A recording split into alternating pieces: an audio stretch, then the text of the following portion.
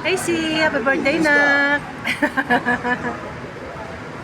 Ang bali, kung 1,049. Apo. Thank you. Oh, kumusta? Ha? Ah, alas 10 ng umaga. Kumusta?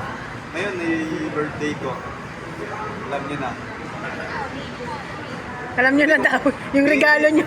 Alam niyo, sa totoo lang alam niyo, sa totoo lang, hindi ko talaga ine-expect na mapupunta ako dito. Kasi, pag mga ganito, klase ng kainan ang pupuntahan ko, mahal. Parang hindi ko deserve. May mura naman dito na kaya pinakamura lang yung inano natin para sa'yo. Parang hindi ko deserve, hindi kaya ng bulsa. Kumbaga kung hanggang saan na kaya mong kitain na pera, yun lang. Kaya nga binigyan ka ni Kuya Dave ng pangkain. Salamat sa kanya kasi nagmalasakit siya para sa akin, di ba? Naalala niya birthday ko. Bye-bye.